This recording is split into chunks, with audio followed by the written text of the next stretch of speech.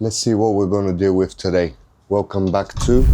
Since I haven't managed to start the bike yet, I'll have to dig what's going on with this electrical system. Let's see where today's journey is going to lead us to. So, a little bit of research and reading has led me to believe that our ignition barrel, which is brand new, and the battery in here, which is brand new, are not the culprits actually to why this bike does not want to start. The other thing is that I've filled up a little bit more petrol in there, and now the light for low fuel is gone. But the problem we still have is the flashing red key, and when we try and start it, or at least the starting sequence, it's not doing nothing because we've got a hard red, constant red light with the shape of a key. So what did the internet research showed is that nothing, apparently, has to do with the actual barrel itself. There is actually another module, which again is proximity based, as I thought originally, because like with the cars, I presumed that the fob needs to be in a close range of the receiver or antenna, as the internet said. And once it receives the signal, it frees up all the systems so the bike can actually start normally. But in our situation, the bike does not want to start, so something is wrong with that module, or the antenna that's connected to that module. What we're going to do today, or at least what my plan is, to get the seat off again, dig into what's happening underneath here, just around the battery. Let me show you on the other side, because I haven't, made the trouble of putting back this lid here. So we're going to look at these fuses, first of all. We're going to check if all of them work, if everything's all right with them. And then my research showed that around the battery, in this area here, could be something here, God knows, but we'll lift it up, we'll have a good look. This area here is where the antenna and the module is supposed to be. Right, that does not necessarily mean that we'll be able to find the fault straight away and get the bike to run, but I'm really hoping we manage to do that. Nevertheless though, we'll have to strip again a few bits, maybe get to a little bit more detailed look of underneath the battery if I have to take it out, because the module and the antenna are around it somewhere. I don't know how they look, so I'll have to try and find out just over the looks. But the other thing we're going to do is, before we actually strip out anything in there or disconnect or do whatever, we're going to try and see what codes are stored into the memory of this thing. So there is a simple method apparently, which I didn't know that existed. I thought that you were supposed to have some sort of diagnostic tool that you plug in and afterwards read what's happening with the motorbike.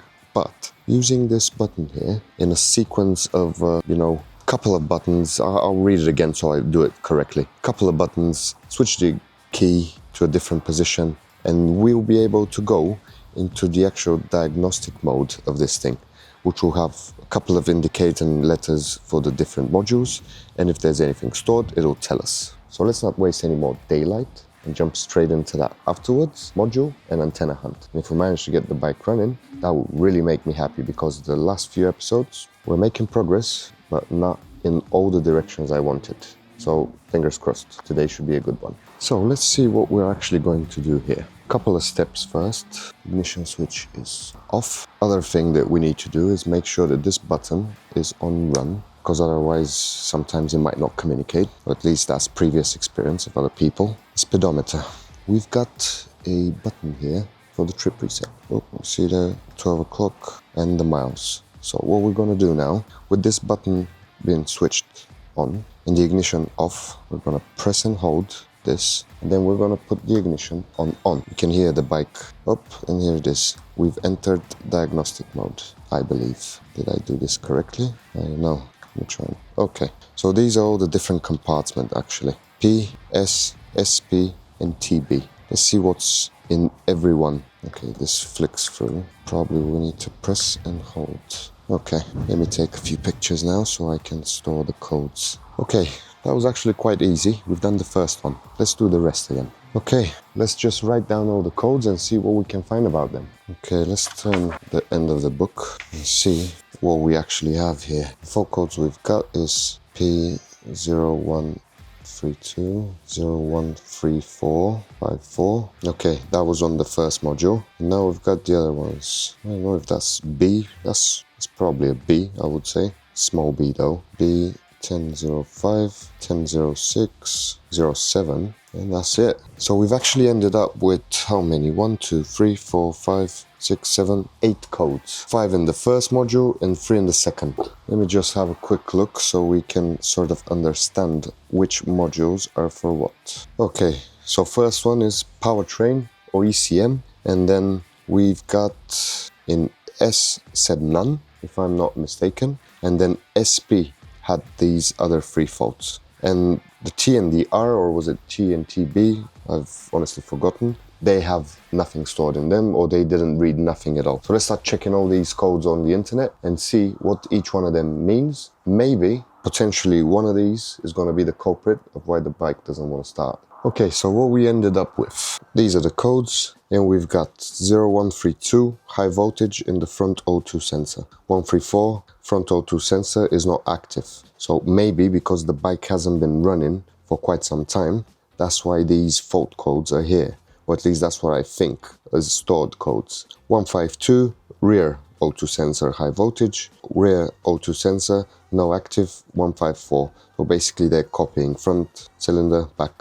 563, system voltage high from charging. So I can't actually say this for sure, but it could be possible that the bike has been charged at some point, so the battery either has been fully flattened out, or maybe just to keep it, you know, in a good health. But it is stored a code that someone's put more than 16 volts in that battery for more than a few seconds. So yes, remember that. But again, that is like a stored code from before, which only tells us the previous condition, but it's not actually helping us with the fault at the minute of not starting it. The next 3 codes are as follows. B1005, fuel level sending unit high or open. 1006, accessory line over voltage. And 1007, ignition line over voltage. Again, this is potentially because someone has tried charging the bike, I believe. Thinking about all these, there are not any faults that actually do not let the bike start and operate normally. Yes, maybe the O2 sensor codes will clear once the bike is run for enough time, so it can actually kick in and the sensor reads something, because if it's just fired up for 1 minute, nothing's going to happen. It needs to be ridden around a little bit so we can actually, you know, something changes with these, or at least that's what I draw out as experience from cars. You've got a fault, you clear it, but it appears again, or it doesn't appear again until you actually try and provoke it. So basically, you have to drive around so you get all the systems to operate, so you can see if the error code is gonna pop up again. Same thing, I think, is needed to happen here. So we got these codes stored. If the bike runs around for a little bit, some of them might disappear. They'll need cleaning off, but maybe that's the culprit. And the bottom 3, again, I don't see that being something major. So the problem is probably somewhere deeper, and we might have to perform a few checks in a few different positions, because if you want to start the bike, there is at least a few simple things that you need to notice. So when you put the key on and you're in neutral, this little light here should indicate. Obviously that key shouldn't stay illuminated in red all the time. It's flashing at the minute, but because the security system is sort of active, even though the key is in here and no one's touching the bike, it's just like on your car, it keeps flashing a little red dot. The other thing is that if you press the clutch, it should send the signal again saying that the clutch is pressed, the bike is in neutral, we're okay to run the bike as long as we're following the correct procedure. But this is not going to be very easy, I believe. So let's take the seat out, see what's happening underneath. I think we need to check a few different things that the internet said. So there's a couple of switches for the clutch, for the stand, I believe, because that is something that needs to give the right signal that the stand is up so the bike can actually start. And the neutral light, which is not appearing for some reason. Let's see what we can do with that.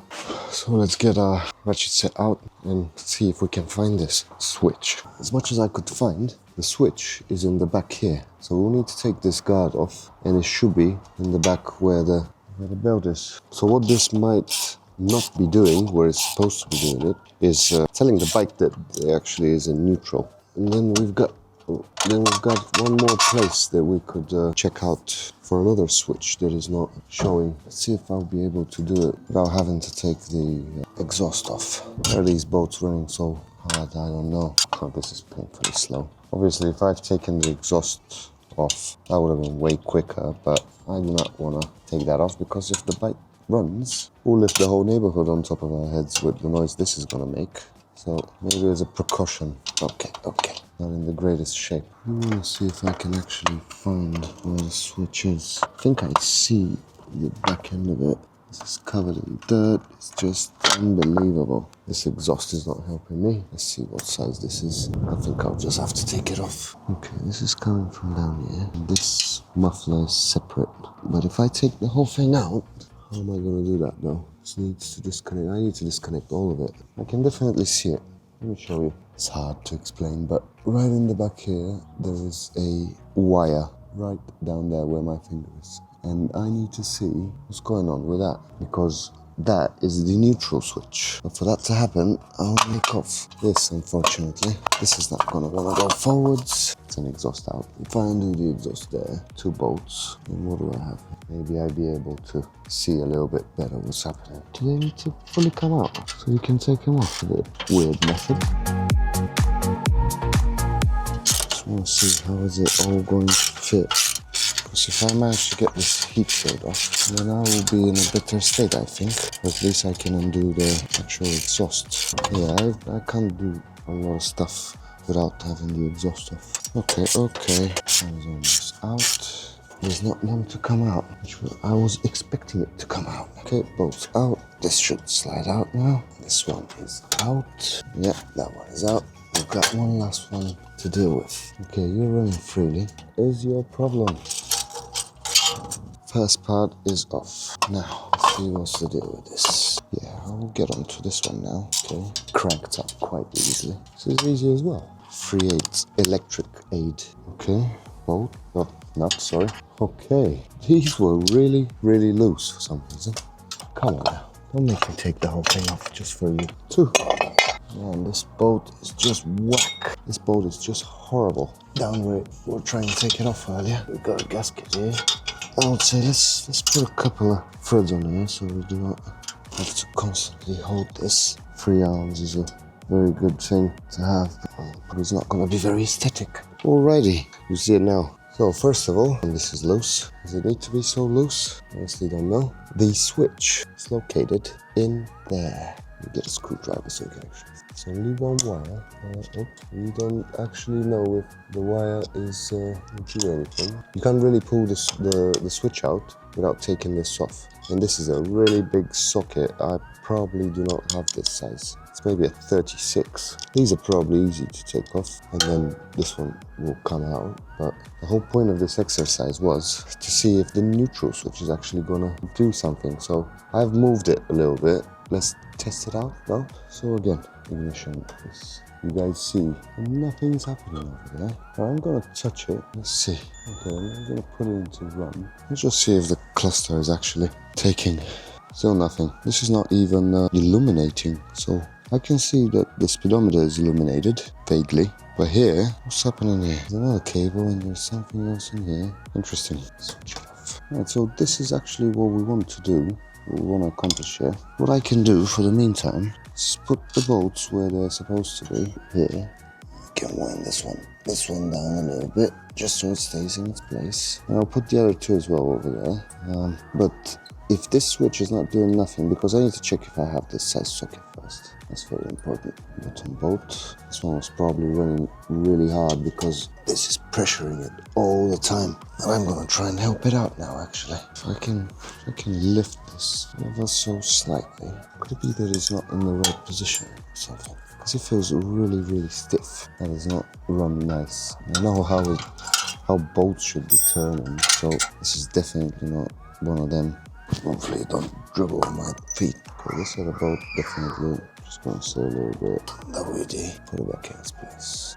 Nice and easy. But the one in the bottom, something is happening down there. Honestly, this one is running good. You know, it's a bit stiff, but probably from all the crap that is in there. But you can see it's actually without a lot of force needed. This one is the main problem at the minute. I just want to put it back in place. A little bit of sideways view, but that's the only way I can hold the camera close enough. The only thing I can think of is trying to push this just bracket a little bit. This does not want to wind in at all. For later stage status is not really good because I need it to wind in without dismantling, main bits. Look at the back of this lid. This has been rubbing here properly, eating the lid away. Okay, so that does not sound very good. This bolt, I'm gonna have to keep hold of it in there and see what's gonna happen. But this is my thing in here, that little switch. And that is not what I wanted to see, not at all. Look at that wire has been pulled out, it's exposed, it's covered in grease and dirt and all sorts of stuff. But the main problem is that this wire is just a normal like grounding wire and it's exposed. Does it need to be touching the gearbox, that is? A little bit of brake cleaner, and there it is. There is our control switch in the back here. This wire is not supposed to be exposed like that. I don't know what's happened in the history, but this does not look correct. At least to me, it shouldn't be exposed like that. But for me to get to this switch, this wants to come out. These ones are easy, they're not a major issue. Just take this sort of massive washer retaining this from spinning, but this is going to be a problem. I only say a problem because I do not have that big of a socket here. Maybe 36 is the maximum I might have. Let's see how much is this one actually. Now this is a 48. Definitely don't have that socket. I'll have to purchase it so I'm able to take this off, take the sprocket off and see what's going on around the back there. At the same time, I'm just going to take all the exhausts off so I can actually reach to that bolt that is not working very well, this one, and run a tap in there because it just, I don't like the way how it is at the minute. Or maybe because these are really restricting my access, I will take them off and leave them off just to see how can I get to this thing, because I need to identify what's going on with this first, then need to figure out why is my little instrument thing here, why is it so low? Yeah, I can't see the light. You should be able to see the lights normally, yeah? I don't understand what's going on at the minute. I can see these ones really vaguely when they're flickering, obviously when I try and start up the bike, but nothing on the rest. This one, almost nothing I see there. This one is so hard to spot as well. And this one, there is nothing. I need to get that big socket. And potentially, again, we'll need to trace and see what's the story with that. But for that to happen, I'll need to take more covers off. But to take the covers off, get the exhaust off, because everything is one full piece. So what I'm going to do now is loosen up this heat shield, undo the front on that side, and I'm just going to have this all stripped out.